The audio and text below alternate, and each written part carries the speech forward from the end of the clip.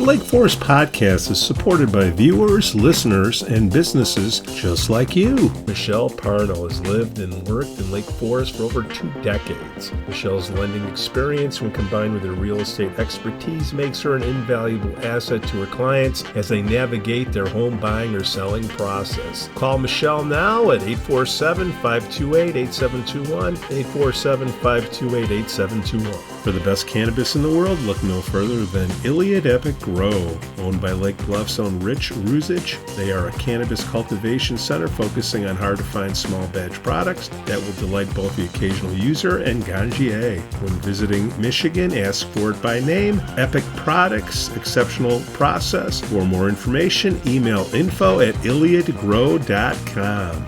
Laracy & Company CPAs, founded in 2010 by Lake Forest's own Brian Laracy, specializes in tax preparation and bookkeeping services. Earning the People Love Us on Yelp award, their process is straightforward. Just upload, review, and file. For a free quote, visit LaracyCPA.com now. That's LARISEYCPA.com. I'm excited to share with you something special from our Lake Forest community, the Aesthetic Lounge Med Spa, located at 775 North Bank Lane in Lake Forest near Wisconsin Avenue. This just isn't any spa. They offer an amazing blend of traditional spa services plus the added benefit of medical procedures and treatments. In a relaxing and luxurious spa environment, you can enjoy a range of cosmetic and aesthetic treatments. These are all performed under the supervision of top medical professionals. The Aesthetic Lounge Med Spa provides skin care, facial rejuvenation, body contouring, laser hair removal, Botox, dermal fillers, chemical peels, and much more. What's great is that each treatment is tailored not just to enhance your appearance, but also to address specific skin concerns and to promote overall well-being.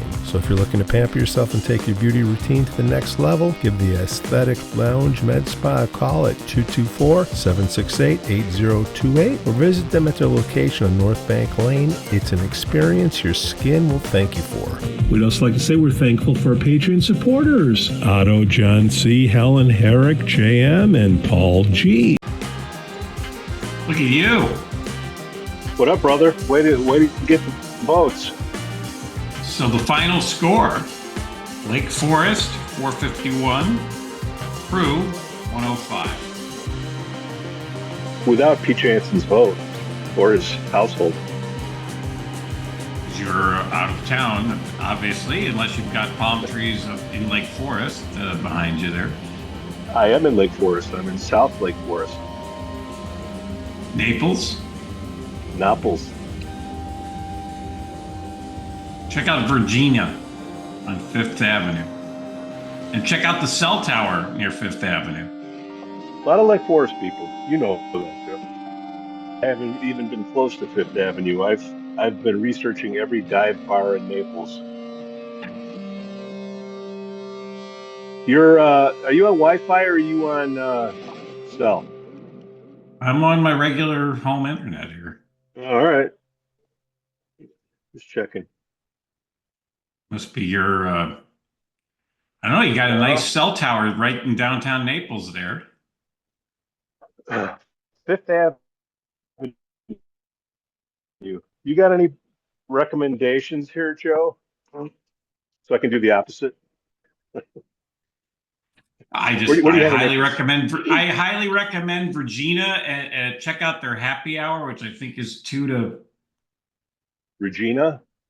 Not to be confused with Regina, the new caucus president, Regina Etherton.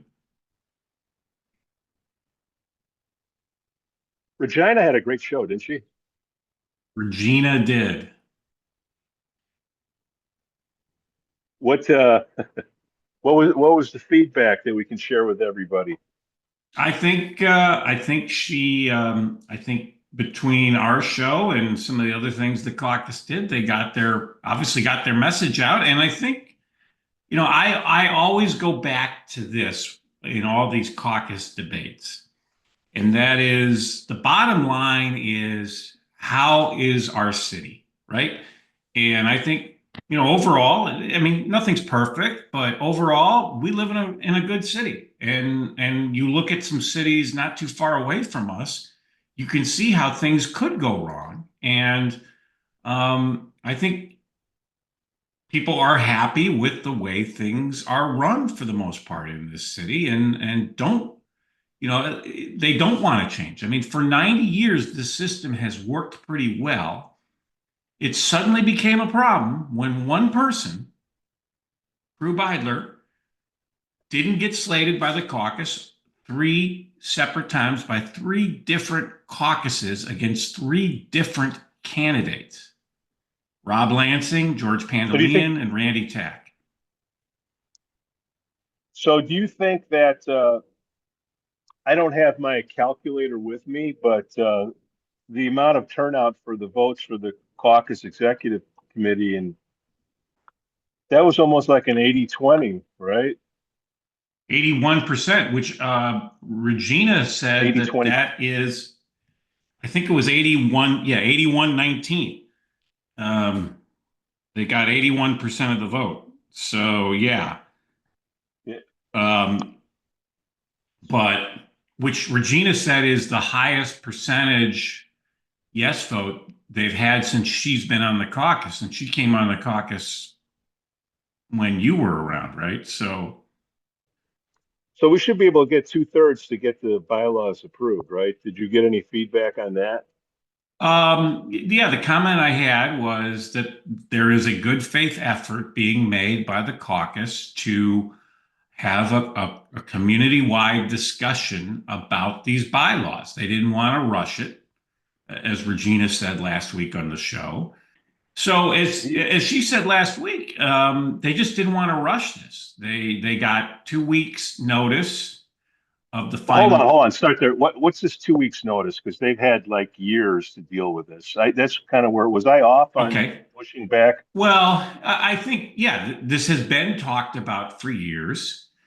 To his credit, Joe Aidi tried to reach out to their critics and form this subcommittee. He did it on his own as president. He did not consult with the other leadership at the time.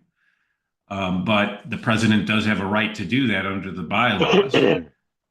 So he reached out, formed this group with critics such as Melanie Rummel, and they worked on it. But then the finished product didn't come to the executive committee until February 1st, and they had a February 15th deadline. Yeah, yeah, but hold on, Joe. Where was I? Am I off in my thinking that they're the ones that set the schedule to give them 2 weeks to make a decision? Because they could have scheduled it, the process 1 month less to give them an extra 4 weeks to deal with it. Where am I off on that?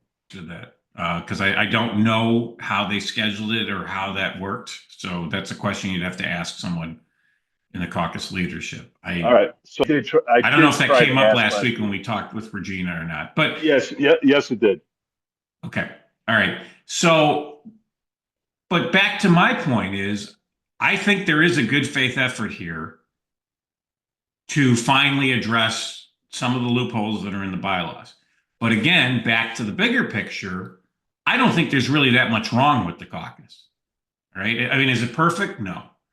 But the caucus continues to do what it's done for 90 years, and that's give us good government, good local government here, that is not controlled by outside political parties and is run by professionals. And I think, look at Highland Park. Look at how things can go wrong in the People's Republic of Highland Park. I said I choose not to be Highland Park. Yeah, and I think a lot of people here felt the same way. So look at how elections go. I mean, it's and they might come up back and say, well, so few people voted. But we've talked about this before, that when people don't vote, that's a way of voting that they don't really want to change. So now, when you were there last night for vote. Did you see our friend, Mr. Dorfman? I did. I ran into Dan Dorfman outside of Gorton in the parking lot. He was at first, when I pulled up in the parking lot right after 5 o'clock, I see this guy standing from a distance. I'm like, "What? They got somebody out there campaigning?" And then I see it's Dan Dorfman, and we say hello. He's obviously there to interview people as they're coming out to vote. But I went over and said hi to him, and we had a nice chat about the podcast and about the status of local news, which isn't very good. Pioneer Press has been bought and sold by so many different hedge funds now that he really is like one of the last true local reporters, and that setup is on life support too. But he did say he wants to come on at some point in the future to do a show with us, and just he's not going to get political. That's not his role. But just to talk about local journalism and covering things. He said the only thing is he's never really done a podcast, so he felt kind of awkward just being on a podcast because he's more of a print guy. But I said, no problem. We'll be nice to you, and we'll just have a nice chat. So I think he's game. So maybe in a few weeks we get him on. Who else did you see at the vote? Oh, the usual. The officers are there. As their Regina was there, and Mark Pickett was there, and a number of the other folks were there helping with the procedures of the voting and all that. And what's the inside skinny from Joe and Regina? The feedback on the show. Are they pissed at us? If they are, they didn't say it to me. I mean, Regina said to me a lot. Regina said to me a lot of. She said a lot of people watched her and complimented her on that she got her message across about why the caucus did what it did. I didn't get any positive feedback. Well, I think the proof is in the vote, Pete. You had 105, so that's your base. I'm sure there's a few people that couldn't make it on both sides of it, like you couldn't make it, and my son couldn't make it. But you basically have at this point 105 people who are angry about how things are done, and the rest of the community feels the opposite. So do you got a guesstimate for what the timeline is to get this stuff corrected based on the show we did? Based on the show we did, they're going to work on it this year, and they'll have a special meeting this year to vote on it, was my impression. There's a lot in there. It's not just, what do we do if the mayor candidate doesn't win? There's like, I think she said 15 proposed changes, and some of them are fairly easy, like remote voting, so that someone like you could actually vote. But some of the other changes, I think, we're going to have a big conversation about, because some of them may go over the top. And the one that I keep hearing about is the conflict of interest. And I think we kind of got sidetracked on our definitions of conflict of interest last week. Your definition is a little bit different than mine. I mean, you raised the point about Victor Briscoe and, him being the ward chair and then speaking at a public meeting. I don't view that as a conflict of interest. I view that more as perhaps a breach of etiquette of the caucus, and I think there was division amongst the caucus whether he did. That said, to me, a conflict of interest really is like if I'm on the caucus or I'm in city government and I'm doing things to profit from that, which we do see in other towns. I mean, there was a mayor of Niles that went to jail because his insurance company if you needed to do business with the village of Niles, you had to use his insurance company, or else you wouldn't get your zoning permit or things like that. And ultimately, the feds caught up to him. So the other thing, our guest last week, can you refresh or 2 weeks ago? Who was the CLC board member that we had on before? That was Janet up for Gibson. vote. Yeah, Janet Gibson. And she's got quite a few signs. I mean, signs don't vote, as y'all know, but she has quite a few signs up in Lake Forest, I've noticed, driving around town. So I hope Janet and Dawn are not running. There's 2 seats up for that. So I've already voted by mail, so I voted for both Dawn and Janet. So Janet, what the detractors on Janet that I didn't get this information before the show, I got it after the show. Is there anything to this in the news? And, what happened with the police and her issues? Are you talking about Dawn? Yeah. Okay. Yeah. There's no issues with Janet. No. Janet Gibson. No. Which one had the issues? I sent you an email with all. Yeah, that was Dawn. That was Dawn. That was Dawn. Okay. It's not confusing.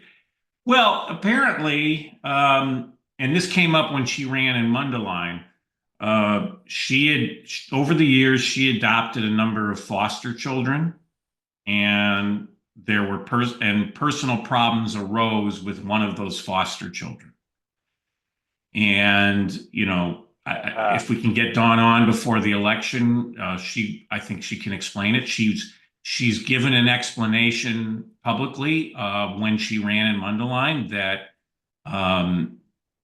she was never Dawn. Yes, the police were called by this person, but it turned out that Dawn didn't do anything wrong.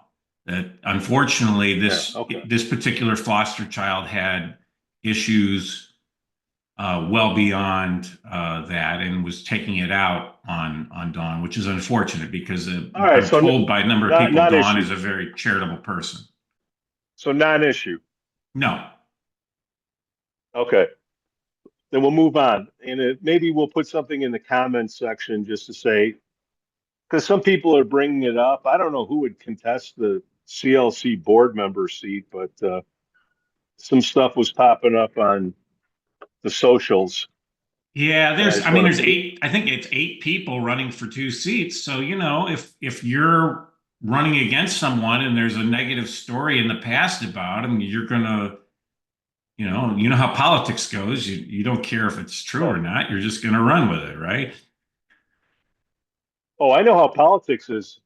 I go with the Bill Griffin. Both of these ladies have been endorsed by Bill Griffin, and that's gold to me. Bill's a good guy. You've had him on the show. I believe he's a neighbor of Scoo's.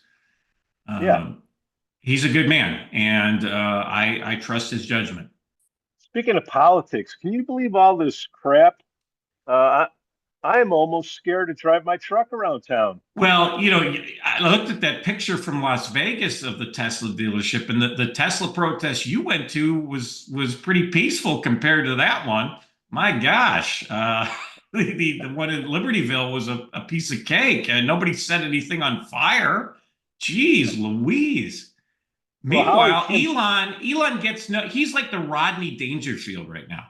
He just brought back these 2 astronauts who were stranded, and now it's supposedly coming out that he offered this to the Biden administration, and they turned it down because they didn't want to give Elon free publicity.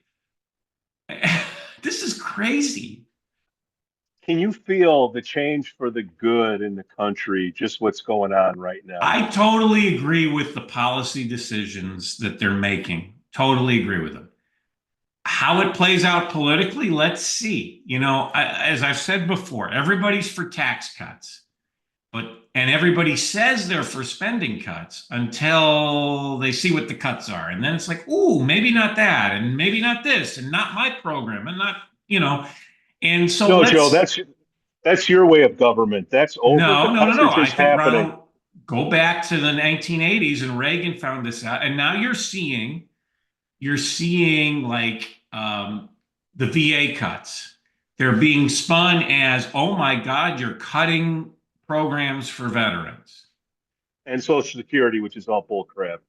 Right. So let's see how it plays out. I mean, ultimately, Pete, the true test is going to be in November of 2026, the midterm election. How do voters feel? And what's the referendum on the economy on that date? Well, look at the approvals. People hate the Democrats. They just Yeah, do. the Democrats are rudderless right now because they don't really have a true leader. And the Democrats in Lake Forest are the Lake Forest trans people, Prue Beidler, that fringe people. And you know what? People have, whether it's Lake Forest, the United States, they've had enough of that crap. So that's why the caucus won 80-20 or whatever the number is, because people said enough of these people. Well, look, we don't need a Doge in Lake Forest. Now, I think Lake County needs a Doge. I think the school district needs a Doge. I think the state of Illinois certainly needs a Doge. But city of Lake Forest doesn't need a Doge because they do exactly what every unit of government should do. They offer very good services to the people at a reasonable cost. Again, lowest tax rate in Lake County of any municipality, and a AAA bond rating, outstanding police and fire department, outstanding municipal services. That's how government should be. Now, obviously, and that's why I really think things should be more localized. I think Trump is onto something by saying, let's turn education back to state and local authorities. I would even say, don't even give it to the states. I'd say give it back to the local school districts. Let local elected school boards decide education, not some bureaucrat in Washington or a politician in Washington or even in Springfield. Joe, you bring up a good point. We got to get Montgomery back on and hear what's going to happen with the feds. The feds are already shut down on education, correct? Trump is, at this point, he's not closed the Department of Education. I think he's planning on it. He's clearly eliminated a lot of positions. He eliminated their Chicago office, which I didn't even know they had a Chicago office. I mean, what the heck? We didn't even have a Department of Education, Pete, until Jimmy Carter. And then in the 60s, LBJ created the Department of Health, Education, and Welfare. So there was nothing involving the federal government in education till the 1960s. So, and we could argue test scores were a lot better back before we had a U.S. Department of Education. So I'm not sure what they've actually accomplished in the time they're there. So Trump has said, look, I want to return this to state and local government. And if the feds do need to provide funding for underserved communities, they can do that without a massive bureaucracy and all these government workers. I think what the issue is, we need to have Dr. Montgomery on here. I think the money for special needs kids, I think the feds paid a lot of that, and which needs to be done because that gets into mental health. So yeah, I get that, but nah, man, Trump he kicked everybody out of those buildings, man. So they're working from home for a period of time, which means they're going to figure out, if they haven't done so already, riffing reduction in force those people and getting it down to zero. I just wonder how that's going to affect our schools to head off all these fringe people. Democrats that say, well, you can't do this, you can't do that, you're cutting everything. No, we're not. We're getting rid of these people. Did you see that video of the reporter walking through Freddie Mae? No, I haven't seen it. Oh, yeah. You had a reporter walking through Freddie Mae and just rows and rows and rows of nothingness. Well, I don't know if you've been to D.C. Over the years, but I have a few times over the years. I'm not really a federal political guy. I'm just saying there's so many government There's a big Department of Education building. There's a Department of Energy building. We didn't have a Department of Energy till Carter again, Jimmy Carter created the Department of Energy.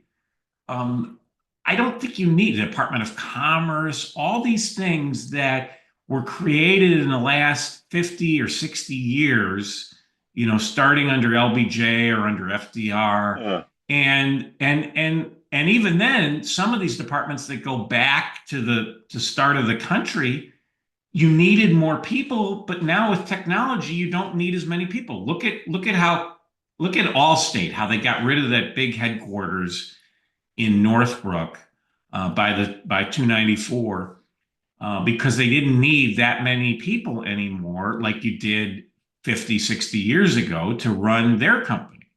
So I think their government is, what Trump's trying to do is right size. And, let's see how it plays out. Again, politically, I hope it works. I mean, but the voters can, at the end of the day, I think it's still going to come down to the economy. Just like anything else, are you better off than you were in the last election? Take that old Reagan phrase. So we'll see, because if he loses Congress midterm, then he's got, he can't do those executive orders anymore. How can he lose anything? He's on the 80% of the 80-20 issues. The Democrats, I don't know, and that includes the Lake Forest for Trans, Prue Beidler, and all the opposition groups that gives us issues. They are dying on a hill of 20% issues, and their ego or whatever it is. Look, if AOC is the leader of your party and she's got a 10% approval rate, you got some problems, buddy. Yeah, I mean, that's the thing. It's I talk to a lot of people that say, I don't really like Trump, but I dislike the Democrats even more.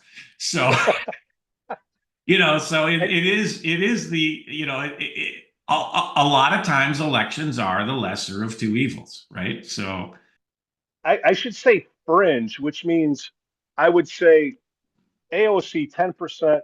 I would put the trans people in that 10%. You're talking about the transparency people, or yeah, are you talking? Yeah, okay, you're not talking about people. Transgender individuals.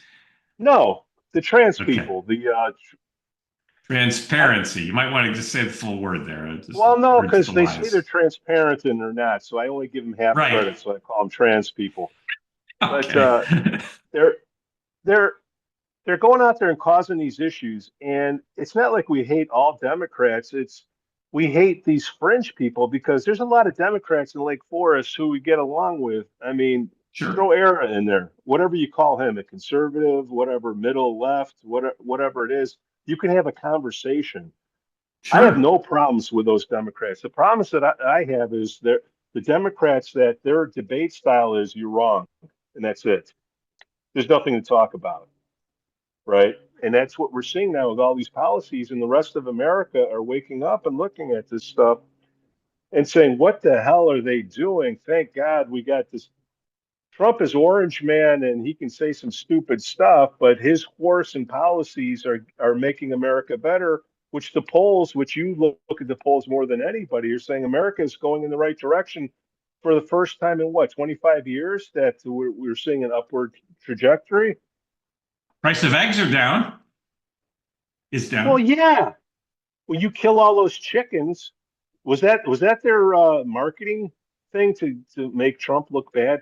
Kill all the chickens a month before the election and whatever it was? I don't know. Is this the Wuhan flu of 2025? I don't know. No. And then, Yemen, you have the Houthis trying to mess around, and Trump said, no. That's not going to happen. And we'll see what Iran has to say. So all this stuff is happening. Why are we talking about national politics? Because it affects local politics in our hometown of Lake Forest, where you were at the vote yesterday, that you saw personally that, 80% of the people said, we're not turning this sucker into Highland Park. Look at how many robberies happened in Highland Park and Deerfield? You see that? Yeah. Well, and unfortunately, a lot of that, we could see that in Lake Forest only because we're in Lake County and we have a prosecutor who is soft on crime, Eric Reinhardt. And it's worse now than it was before the last election, because Cook County actually, I'm not going to suggest that Cook County is suddenly going to become safe, or Chicago's suddenly going to become safe. That's a stretch. But at least Cook County now has in Ilhan O'Neill Burke a real prosecutor, someone who will lock people up for things like breaking into stores and things like that. She's actually doing that. Reinhardt is not.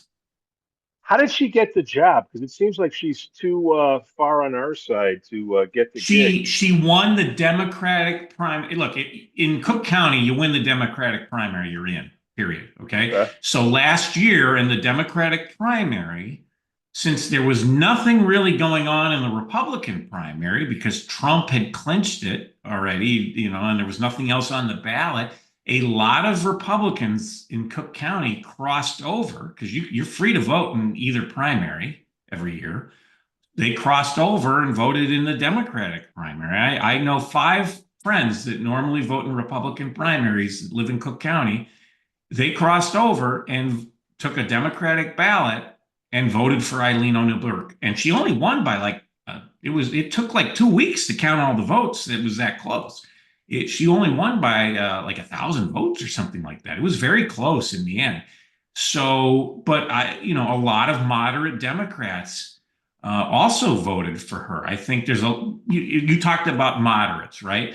And I think even in Cook County in Chicago, you've got people that are moderate Democrats, people like the police officers, the firefighters, tradesmen, for some of the trades workers. And yeah, they're old time Democrats, like JFK style Democrats. But Kim Foxx, or Kim Foxx's handpicked successor, which was Clayton Harris, who's now working for, I believe, J.B. Pritzker. But they said, no. We're not doing this Kim Foxx thing again with somebody else. No. So they went with Ilhan O'Neill Burke. And unfortunately, that means the word is getting out amongst the criminals. Hey, go up to Highland Park, go up to Deerfield. And I'm sure they're saying go up to Lake Forest and commit crimes. Now, we've got a good police force. And I'm not saying that Highland Park and Deerfield don't have good cops, because I think the Lake Forest cops would say those are good cops over in Highland Park and Deerfield. But they arrest somebody, and then you got a state's attorney that just lets them out in Reinhardt. So it's unfortunate. I mean, we had a shot with, we could have had Mary Cole as our state's attorney, and she would have been a million times better than this Reinhardt guy. So who runs the show for the Republicans in Lake County? Is it Dan Rogers? No, Dan is the Shields Township chairman. The county chairman is Keith Brin. We had Keith on about a year ago. Yeah. I don't know if Keith is running again for county chairman. I had heard he was stepping down from that because he'd done it for a while and wanted to move on. That's a thankless job. Well, somebody needs to do a better job, because right now there's a window, there's an opening. And I started a Pete's Politics Facebook page just to put my political stuff up there, because I didn't want to put it on my personal page. And then Lake Forest Podcast, it's not really a politics, but politics is an issue. It's events that happen in town that people pay attention to. But on the Pete's Politics, I really want to push Brad Schneider. I really want to push Keith Brin, because there should, right now, hold on, I think I got a plane coming over me. It's a Democratic National Committee. I feel like I'm in Goodfellas. The three Democrats in Naples. But there's a window and an opportunity where, if you are under 40 years of age, or maybe even 35, pro-Trump, pro-Republicans, and the amount of those people that go out and vote is Republicans that come out to vote in Lake County is very small. I want to say 20%. Am I off, Joe? Well, I think when you say 20%, the turnout amongst people who are Republicans is strong. It's just they are outnumbered by Democrats. No, the amount of registered Republicans that are in Lake County and the amount of people that come out to vote, what is that percentage? I'm saying it's higher very than, low. I mean, for the presidential election last year, it was higher than 20%. I'm talking about the local. Oh, for local elections? Sure. I mean, yeah, definitely. Though, look, in Lake Forest, I think people are more educated than in other parts of this county. And turnout is usually pretty good in Lake Forest when I want to know the percentage, because I think that we have an opening here. We need to get everybody to come out, especially the young people, or at least get them registered. And whether it could be a keg party at the beach. Hey, come on out and let's get you registered, so we don't have. Well, I think somebody responded to one of your posts, who I happen to know, Matt DeRay, said, "Hey, we're doing this." Is it working? Well, I mean, here's the thing, Pete. Everyone says let's do. I've seen this before. Everyone says let's do something. Then when somebody says, "Okay, I'm doing something," people are like, yeah, I'm busy. I can't. I can't do anything." That's my point. That's my point, Joe. That's my point. But so credit the guys who are actually trying to do something, and I think Matt and Keith and there's some other local people that actually try to do stuff. Hey, Joe, when you try to pay your mortgage, you try to pay the bill, just because you tried to pay it, it doesn't matter. That's not a good analogy, though, because either you pay it or you don't. I think these guys are actually putting events together. Or you lose your house, and if you don't, you lose your population. And right now we have an opening. Look, what you have is, over the last 15 years, a combination of things. One, a lot of people have moved into Lake County from Cook County, and they moved away from the things that Democrats were doing to Cook County, but they didn't get it. They didn't connect the dots, so they still voted Democrat. So places like this went from being solid Republican to either being swing vote areas or solid Democrat. Vernon Hills is a very good example of that. 15 years ago, 20 years ago, Vernon Hills was a reliably Republican community in terms of its vote. Today, it's just the opposite. It's a vote blue no matter who town, and that's because I can tell you, having talked to people that work in Vernon Hills, a lot of folks have moved there from Cook County, and they don't understand why they moved away from Cook County, that they're still voting for the same characters that caused their mess in Cook County. When does Brad Schneider come up for a vote? Well, as a congressman, he's up every 2 years, but we've talked about this before.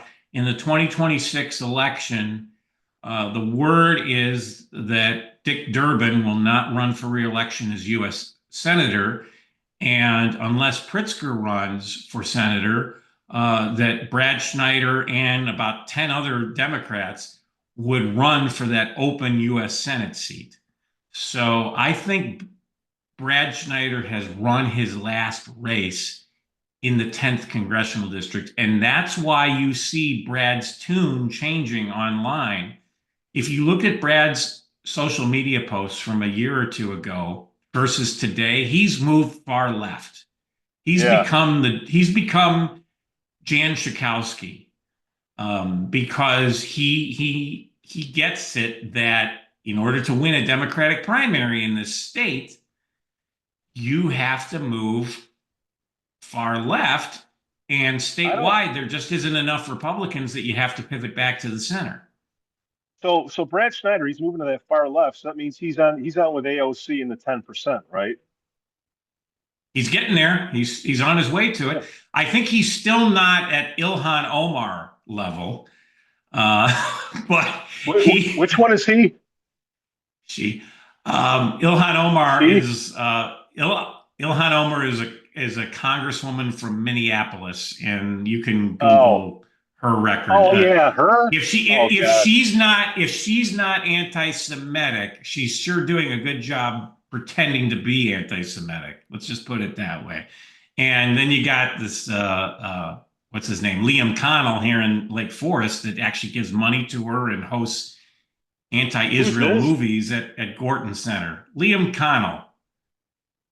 And why is Gorton Center taking his money?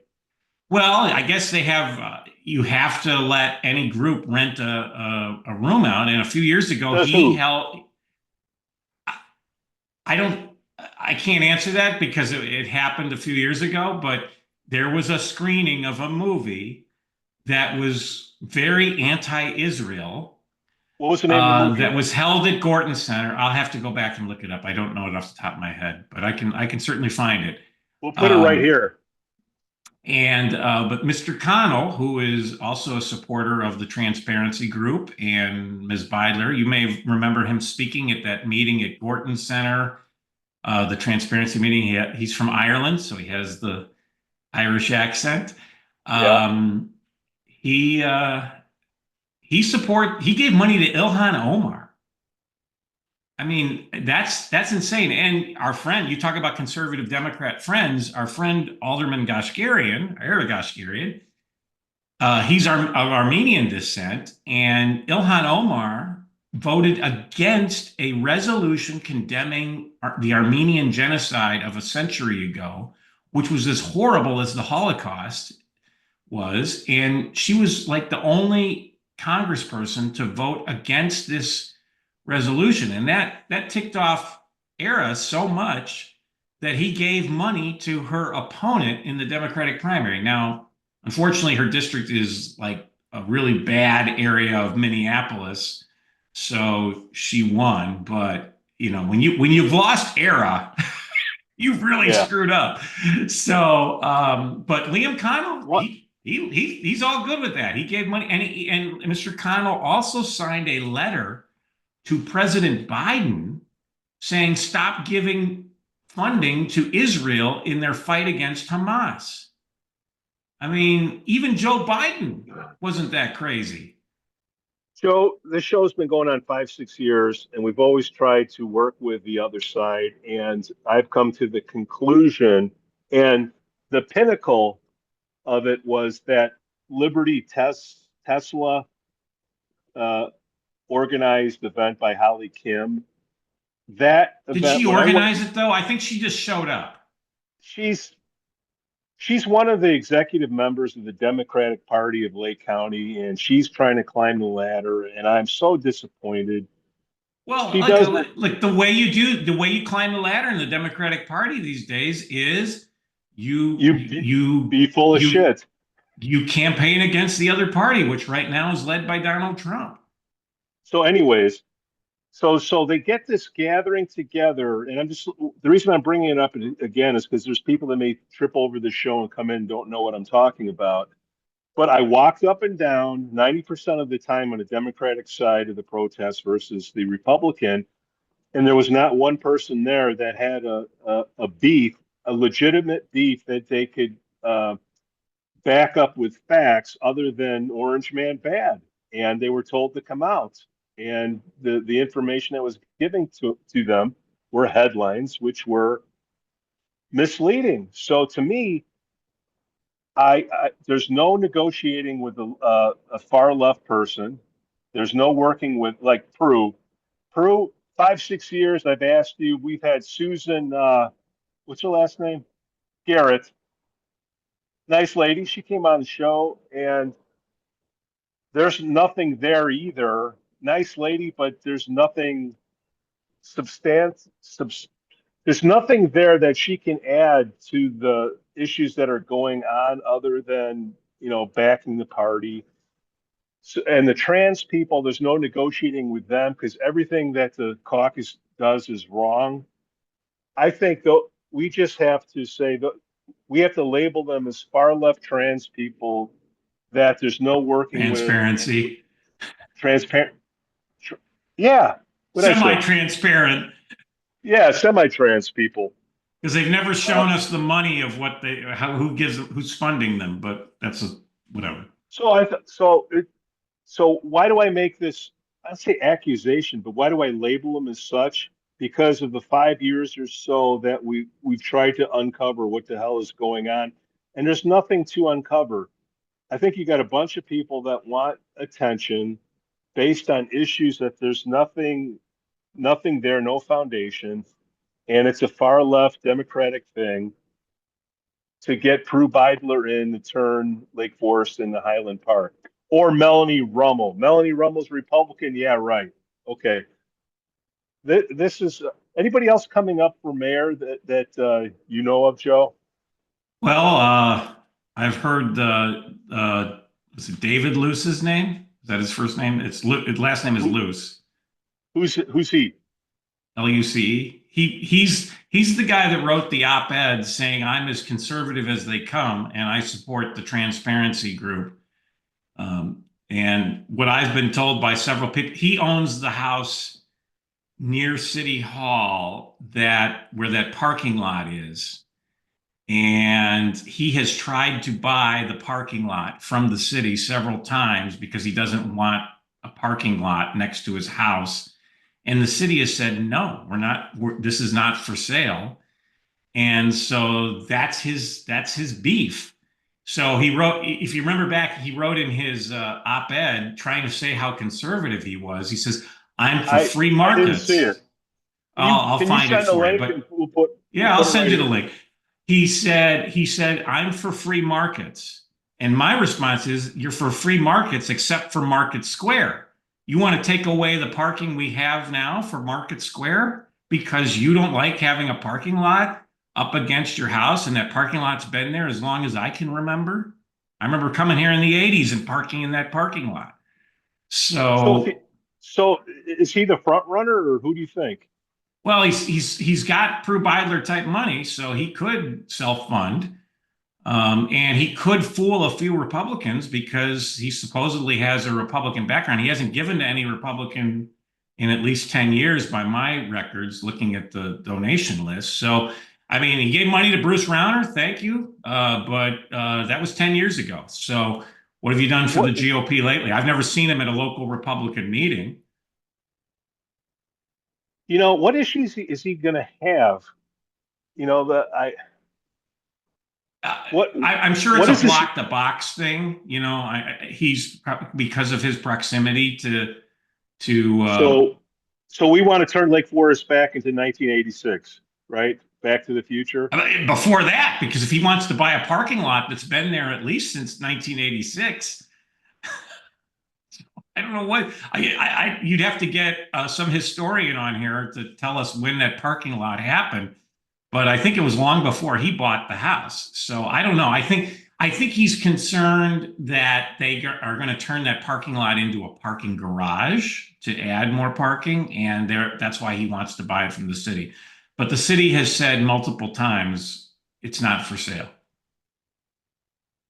All right.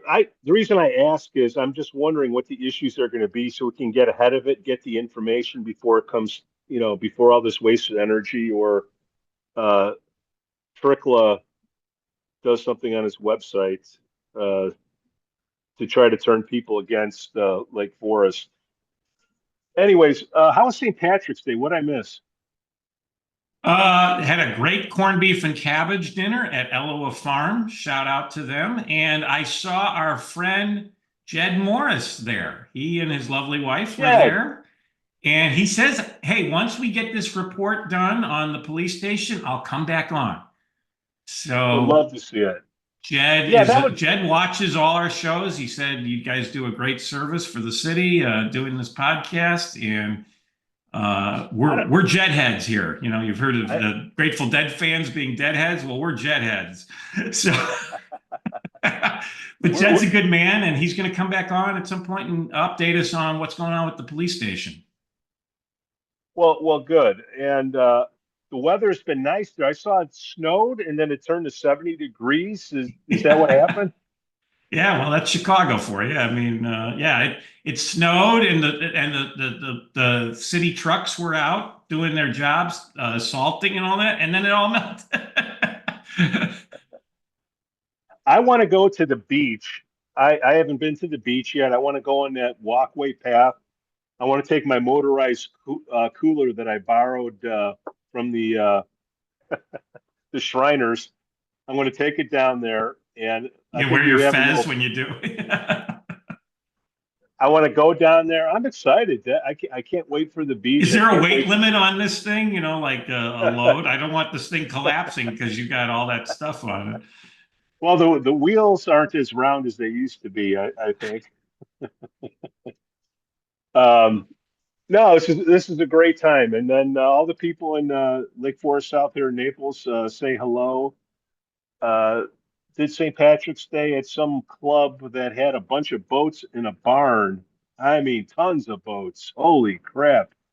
Hotter than Hades. But definitely we had our Irish going the other day. So, but nothing's the same as seeing the river getting dyed green in Chicago. That is a cool thing. I remember driving my kids downtown. We didn't get out of the car. We just drove around to see the Green River. And then we're like, okay, we saw it. Let's go home, guys. All right. Well, everybody back home, see you shortly. Sorry for the production quality because our show is known for its production quality, but we're only as good as our signals here. And we'll be back in your posh studio in your basement in no time. in my basement soon. So anything going on this weekend? We got a clue? Anybody? Boys basketball? We don't have Scoo on. Forgot to invite him. Sorry, Scoo. I think they've moved. I think they've been eliminated. I'm not sure. I'll have to check, but I haven't heard anything. So I think I heard like their championships are already happening, and I didn't hear Lake Forest talking about. But hey, shout out to the JV Scouts hockey club. They're not a team sport, they're a club sport, right? And we've had those guys on before, but they won the state championship. First time since 1980 something. Is that Coach Steve? Coach Steve coaches them too? Well, I don't know if he coaches the JV or not. I'm a little Joe, could you reach out to them? We'd love to have those guys on. Yeah, I mean, but props to those guys. I mean, that's they worked hard all season, played hard, and they got the state championship to show it. So good for them. Good for Lake Forest. Maybe we need John Kerr on to give us a little clue, and he might know something about Kerr's always our sports expert. He's our Mark Jean Greco. Or Jeff Urso. He's our hockey expert. That's true. Urso is a hockey dad. Yeah, definitely. All right, Joe. I don't know how this is going to come out. We'll see. We wish everybody a happy Saturday morning or whenever you get this. If you're a Patreon supporter, you're getting this on Friday, hopefully. Happy March Madness. Hopefully Liberty advances to the second round. We'll find out Friday night if they can beat Oregon this time, but we'll see. Later. The Lake Forest Podcast is supported by viewers, listeners, and businesses just like you. Michelle Parnell has lived and worked in Lake Forest for over 2 decades. Michelle's lending experience, when combined with her real estate expertise, makes her an invaluable asset to her clients as they navigate their home buying or selling process. Call Michelle now at 847-528-8721, 847-528-8721. For the best cannabis in the world, look no further than Iliad Epic Grow. Owned by Lake Bluff's own Rich Ruzich, they are a cannabis cultivation center focusing on hard-to-find small batch products that will delight both the occasional user and ganjier. When visiting Michigan, ask for it by name. Epic Products, exceptional process. For more information, email info@iliadgrow.com. Laracy & Company CPAs, founded in 2010 by Lake Forest's own Brian Laracy, specializes in tax preparation and bookkeeping services. Earning the People Love Us on Yelp award, their process is straightforward. Just upload, review, and file. For a free quote, visit LaracyCPA.com now. That's LARISEYCPA.com. I'm excited to share with you something special from our Lake Forest community, the Aesthetic Lounge Med Spa, located at 775 North Bank Lane in Lake Forest near Wisconsin Avenue. This just isn't any spa. They offer an amazing blend of traditional spa services plus the added benefit of medical procedures and treatments. In a relaxing and luxurious spa environment, you can enjoy a range of cosmetic and aesthetic treatments. These are all performed under the supervision of top medical professionals. The Aesthetic Lounge Med Spa provides skin care, facial rejuvenation, body contouring, laser hair removal, Botox, dermal fillers, chemical peels, and much more. What's great is that each treatment is tailored not just to enhance your appearance, but also to address specific skin concerns and to promote overall well-being. So if you're looking to pamper yourself and take your beauty routine to the next level, give the Aesthetic Lounge Med Spa a call at 224-768-8028 or visit them at their location on North Bank Lane. It's an experience your skin will thank you for. We'd also like to say we're thankful for our Patreon supporters, Otto, John C., Helen Heric, JM, and Paul G.